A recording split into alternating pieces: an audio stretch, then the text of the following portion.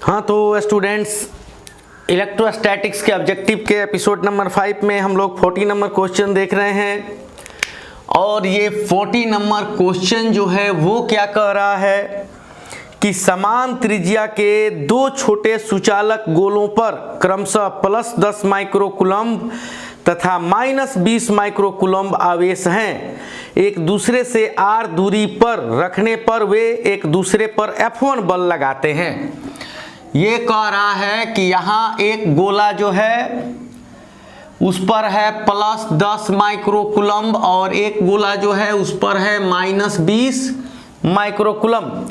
समान त्रिज्या के, यानी ये गोले जो हैं समान रेडियस के हैं, इक्वल हैं, और समान त्रिज्या के दो छोटे सुचालक गोलों पर क्रमशः +10 एवं -20 माइक्रोकूलम्ब आवेश है और एक दूसरे से r दूरी पर, बड़ा R दूरी पर F1 बल लगाते हैं। तो ये F1 बल कितना के बराबर होगा? 1/4 pi epsilon not Q1 10 micro, Q2 20 micro और बाई R स्क्वायर। ये एक इक्वेशन बना है ना, क्योंकि बल सदिश राशि है और इसकी दिशा होती है प्लस से माइनस की ओर, इसीलिए इसमें माइनस के चिन्ह का उपयोग नहीं किया जाता है। अब कह रहा है कि यदि उन्हें परस्पर संपर्क में लाने के बाद पुनः उतनी ही दूरी पर रखें तो F2 बल लगाते हैं। अब -20 और +10, -20 + 10 को लाएंगे तो चार्ज क्या है? सिंपल बीजगणितीय योग अलजेब्रिक सम को फॉलो करता है। तो -20 + 10 मिल करके टोटल हो जाएंगे -10, यानी -20 + 10 तो मिल करके हो जाएंगे -10, और -10 इन दोनों गोलों का आकार समान है तो इस पर भी -5, इस पर भी -5। तो गोलों को स्पर्श कराने के बाद जब उन्हें उतनी ही दूरी पर रखते हैं तो उनमें F2 बल लगता है। यदि उन्हें परस्पर संपर्क में लाने के बाद पुनः उतनी ही दूरी पर रखें, इन्हें संपर्क में लाने के बाद उतनी ही दूरी पर, तो F2 बल लगता है। तो अब क्या हो जाएगा? 1/4 पाई एप्सिलॉन नॉट, या यहाँ ऐसे अब लिख सकते हैं कि ये गोला पर -5 माइक्रो, इस गोला पर भी -5 माइक्रो, और इनके बीच का दूरी r ही है और बल लग रहा है F2। तो ये F2 बल हो जाएगा 1/4 पाई एप्सिलॉन नॉट। Q1 होगा 5 माइक्रोकूलम्ब और Q2 भी होगा 5 माइक्रोकूलम्ब, और उनके बीच का दूरी हो जाएगा R स्क्वायर। ये इक्वेशन सेकेंड। और उस तरह से पहले और दूसरे बलों का अनुपात पूछ रहा है, तो अनुपात के लिए हम लोग भाग दे दिए। तो अनुपात के लिए यहाँ पर F1 और F2 में भाग दे दिए, तो ये आया 1/4 पाई एप्सिलॉन नॉट, 10 माइक्रो, फिर 20 माइक्रो, फिर R स्क्वायर। तो ये ऊपर चला जाएगा 4 pi epsilon not R square by 5 × 10 का पावर -6, 5 × 10 का पावर -6। तो देखते हैं यहाँ ये 4 पाई एप्सिलॉन नॉट से ये कैंसिल हो गया, R स्क्वायर से R स्क्वायर, ये -6, ये -6, ये -6, ये -6, और इस तरह F1/F2 बराबर मिला 20 × 10 यानी 200, और 5 और 5 मिला यानी 25। तो 25 × 200 यानी 8/1, यानी F1 और F2 का अनुपात जो होगा वो 8:1 होगा। अब जो है अगले क्वेश्चन में आते हैं 41 नंबर क्वेश्चन में। और 41 नंबर क्वेश्चन में क्या कह रहा है कि दो सजातीय व बराबर आवेश Q को मिलाने वाली रेखा के बीच एक अन्य आवेश छोटा q रखा गया है। अब ये 41 नंबर क्वेश्चन में क्या कह रहा है? कह रहा है कि दो सजातीय और बराबर आवेश, यानी बड़ा Q और बड़ा Q दिया है, दो सजातीय और बराबर आवेश Q को मिलाने वाली रेखा के बीच में, के ठीक बीच में एक अन्य आवेश Q रखा गया है। तो Q रखने पर निकाय संतुलित हो जाता है। कहता है कि दो सजातीय एवं समान आवेश को मिलाने वाली सीधी रेखा के मध्य में एक आवेश Q रखा गया है, तो ये निकाय, ये सिस्टम संतुलित हो जाता है, यानी इसमें कोई चार्ज किधर भी आता जाता नहीं है। तो ये चार्ज जो है, ये चार्ज संतुलित कब होगा, जब इस पर इस दिशा में जितना बल लग रहा है तो ये इस दिशा में इस पर उतना ही बल लगे। तो अगर टोटल दूरी x मान लें तो आधी दूरी क्या हो जाएगी, तो x/2, तो ये AB हो गया और O हो गया। तो अगर FAB की बात करें तो यहाँ पर FAB बल की दिशा FAB माने है बड़ा, और बड़ा Q जितना बल से उसको भगा रहा है उतना बल से ये इसको खींच रहा है। तो ये Q के बीच लगने वाला बल FAB A से B की ओर है और ये किधर है, B से O की ओर, तो FBO हो गया। तो FBO ये बराबर होना चाहिए, तो FAB कितना हो जाएगा, तो 1/4 pi epsilon not Q1 Q2 यानी बड़ा Q बाई R स्क्वायर यानी x स्क्वायर, और इसके लिए क्या होगा 1/4 पाई एप्सिलॉन नॉट Q यानी छोटा Q बड़ा Q और बाई x/2 का होल स्क्वायर। तो ये और ये कैंसिल होगा, बड़ा से ये बड़ा चार्ज कैंसिल होगा, और तब ये क्या बचा, Q/x स्क्वायर बचा, Q/x स्क्वायर, और यहाँ क्या बचा Q/x स्क्वायर बाई 4, तो x स्क्वायर बाई 4, तो ये 4 चला जाएगा ऊपर। तो इस तरह से ये और ये कैंसिल हो गया, और इस Q का वैल्यू कितना हो गया, इस Q को रोकेंगे तो ये Q/4 हो जाएगा। तो इस छोटे Q का परिमाण पूछ रहा है जो मिडिल पॉइंट O पर स्थित है, तो इस Q का परिमाण जो होगा इस आवेश का चौथा हिस्सा होगा। जैसे ये 4 कूलम तो ये 1 कूलम, अगर ये 10 कूलम तो ये 2.5 कूलम, ये 40 कूलम तो ये 10 कूलम, यानी चौथा हिस्सा होगा। लेकिन इसका जो नेचर होगा वो निगेटिव होगा, क्योंकि ये इसको भगा रहा है यानी दोनों प्लस है, और ये इसको खींच रहा है, ठीक है, या ये दोनों माइनस है, तो ये जिस नेचर के हैं उसका अपोजिट नेचर इसका है, क्योंकि ये एक दूसरे को रिपेल कर रहे हैं, विकर्षित कर रहे हैं, और यहाँ आकर्षण हो रहा है। तो इस चार्ज का जो नेचर है इन दोनों के अपोजिट है, तो ये दोनों पॉजिटिव हैं, तो ये क्या होगा, निगेटिव होगा। तो इस तरह से Q = -Q/4 आपका आंसर होगा ऑप्शन नंबर डी। और अगर 42 नंबर क्वेश्चन की बात करें तो 42 नंबर क्वेश्चन में 3 आवेश हैं। 42 नंबर क्वेश्चन में क्या है, तो 42 नंबर क्वेश्चन में कह रहा है कि 3 आवेश 42, तो 42 नंबर क्वेश्चन में कह रहा है कि 3 आवेश 4Q, फिर एक Q और एक छोटा Q एक सीधी रेखा में 0 x/2 और x स्थितियों में रखे हैं, यानी 3 आवेश 4Q, Q बड़ा Q और छोटा Q इस स्थिति में। मान लो x एक्सिस है और यहाँ से यहाँ 1 मीटर है, तो ये 0 पर है, ये आधा मीटर पर और ये 1 मीटर पर है। Q पर परिणामी बल 0 होता है। कह रहा है कि ये जो छोटा Q है, छोटा Q पर परिणामी बल क्या होता है, 0 होता है। तो ये बड़ा Q का वैल्यू क्या होगा, तो देख रहे हैं ये Q तो ये Q, तो इन दोनों का नेचर बराबर है। तो इसको ये जो आवेश इसको जितना बल से भगा रहा है, अगर ये आवेश इसको उतना ही बल से खींच रहा है तो ये संतुलित रहेगा। और इस स्थिति में क्या होगा, इस स्थिति में अगर A B इसको मान लें, ये तो 0 पोजीशन है और ये O है, तो यदि FAB की बात करें तो FAB बराबर होना चाहिए FBO, यानी FBO। तो इस पर कोई बल नहीं लगेगा, क्योंकि यह जितना बल से भगा रहा है इसको, ये उतना बल से इसको खींच रहा है, तो इससे संतुलित रहेगा। तो एफ ए बी इसके बीच लगने वाला फोर्स है 1/4πε0 Q1 Q2 यानी 4Q/Q, और यहाँ से यहाँ तक x², जबकि इसके बीच लगने वाला बल है 1/4πε0 Q1 Q2 Q इसका हाफ x/2 का होल स्क्वायर। x/2 के होल स्क्वायर का मतलब हुआ x²/4, तो 4 चला जाएगा ऊपर, तो ये और ये कैंसिल, फिर ये 4 से 4 कैंसिल, फिर स्मॉल q से स्मॉल q कैंसिल, x² से x² कैंसिल, और इस तरह q बचा।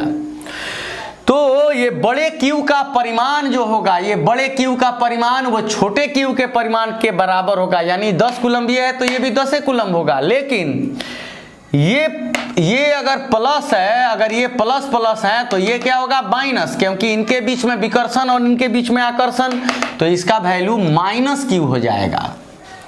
ठीक है, क्योंकि ये प्लस प्लस भगा रहे हैं और ये इधर आ रहा है, तो ये बड़ा चूंकि चार्ज है और निगेटिव है और ये छोटा पॉजिटिव है, तो इसको ये खींच रहा है अपनी ओर, तो ये हो जाएगा -Q, यानी ऑप्शन नंबर ए सही होगा।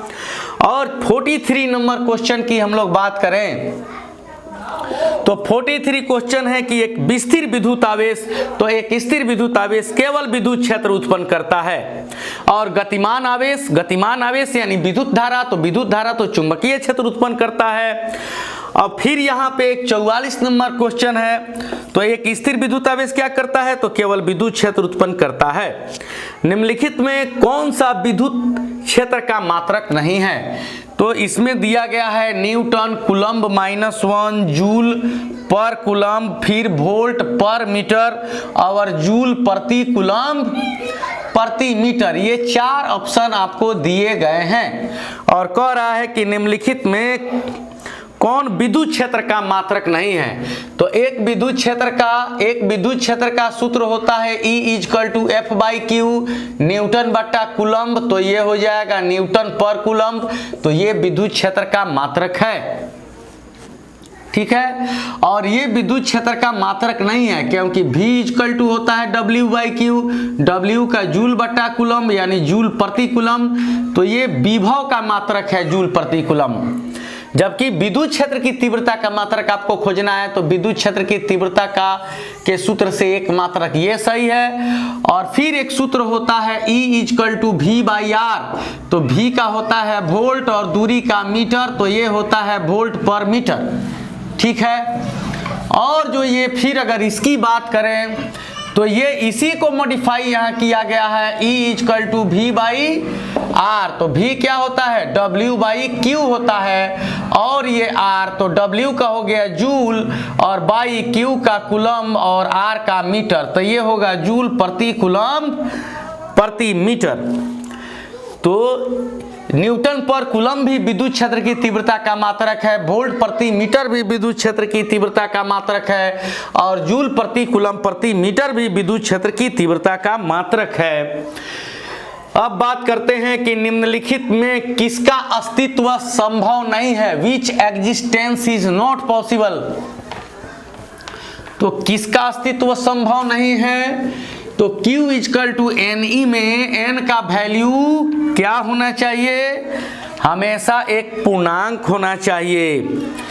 तो पूछ रहा है कि किसका अस्तित्व संभव नहीं है, 3 × 10⁻⁻19 का, या 6.4 10⁻⁻19 का, या 2.4 10⁻⁻19 का, या 1.6 × 10⁻⁻19 का।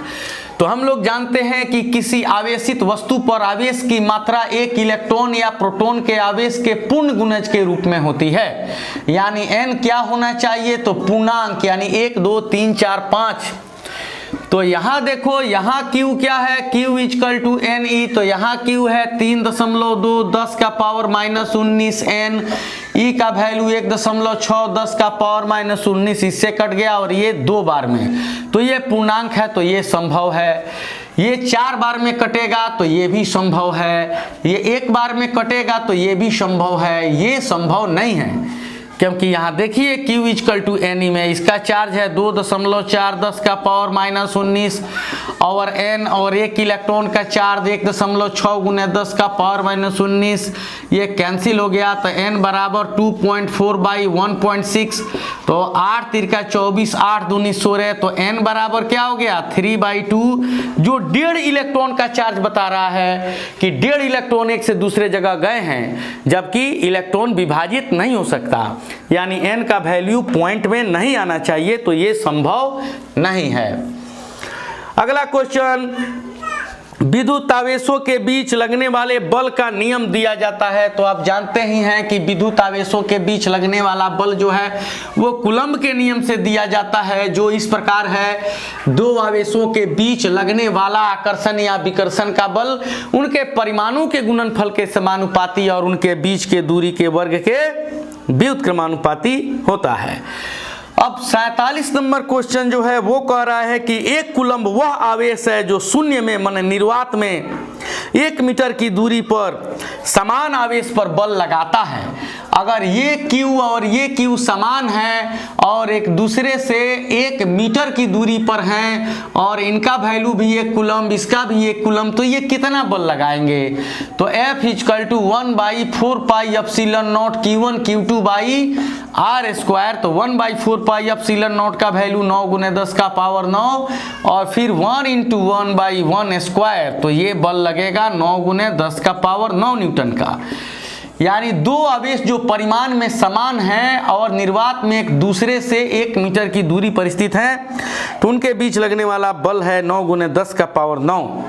48 नंबर क्वेश्चन, अब मुक्त आकाश की परावैधुता होती है। तो आप जानते ही हैं कि एप्सिलॉन नॉट का 8.854 गुने 10 का पावर माइनस 12 कूलम्ब स्क्वायर प्रति न्यूटन मीटर स्क्वायर या फैराड प्रति मीटर होता है।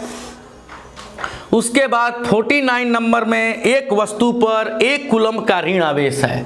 49 क्वेश्चन क्या है कि एक वस्तु पर 1 कूलम्ब का ऋण आवेश है तो उस पर इलेक्ट्रॉनों की संख्या सामान्य अवस्था से अधिक है या कम है। तो सबसे पहले कह रहा है कि 1 कूलम्ब का ऋण आवेश, तो ऋण आवेश मतलब उस पर इलेक्ट्रॉनों की संख्या सामान्य से अधिक है, उस पर एक्स्ट्रा इलेक्ट्रॉन रखे गए हैं। तो कितने इलेक्ट्रॉन अधिक है? तो हम लोग जानते हैं कि 1.6 गुने 10 का पावर माइनस 19 कूलम्ब आवेश होता है 1 इलेक्ट्रॉन पर। तो 1 कूलम्ब आवेश होता है 1/1.6 गुने 10 का पावर माइनस 19 इलेक्ट्रॉन पर, यानी 1 कूलम्ब आवेश बराबर 1/1.6 गुने 10 का पावर माइनस 19 इलेक्ट्रॉन का आवेश। तो इसके वैल्यू के लिए ये आएगा 16/10, तो 10 ऊपर 16 नीचे और 10 का पावर माइनस 19 ऊपर जाकर प्लस 19 होगा, तो 18 करके एगो 0 इसको दे देंगे, तो ये कट जाएगा 6.25 गुने 10 का पावर 18।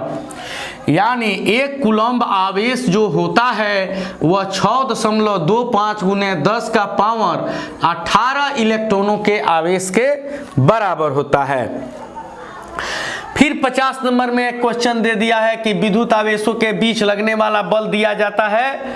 तो विद्युत आवेशों के बीच लगने वाला बल कूलम्ब से दिया जाता है। इलेक्ट्रॉन पर आवेश होता है 51।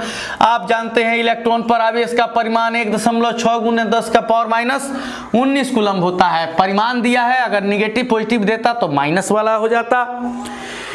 SI पद्धति में एप्सिलॉन नॉट का मात्रक है, तो एप्सिलॉन नॉट का मात्रक क्या हो जाएगा? SI पद्धति में एप्सिलॉन नॉट का मात्रक होता है।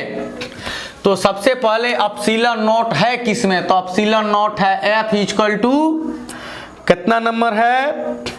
तो 52 number. F = 1/4 pi epsilon not Q1 Q2 by R square. अभी F लाइन इधर आया एप्सिलॉन नॉट, तो यहाँ बचा 1/4 पाई, ये F इधर आ गया 1/F और ये Q1 Q2 by R square. तो एप्सिलॉन नॉट का मात्रक, ये तो एक संख्या है जिसका कोई मात्रक नहीं होता, 1 बल का मात्रक न्यूटन, Q और Q का कूलम्ब और R दूरी का मीटर स्क्वायर। इस तरह एप्सिलॉन नॉट का SI मात्रक हो गया कूलम्ब स्क्वायर प्रति न्यूटन मीटर स्क्वायर, यानी कूलम्ब का पावर 2, न्यूटन का -1 और मीटर का -2। अब अगले एपिसोड में हम लोग 53 नंबर क्वेश्चन से देखेंगे।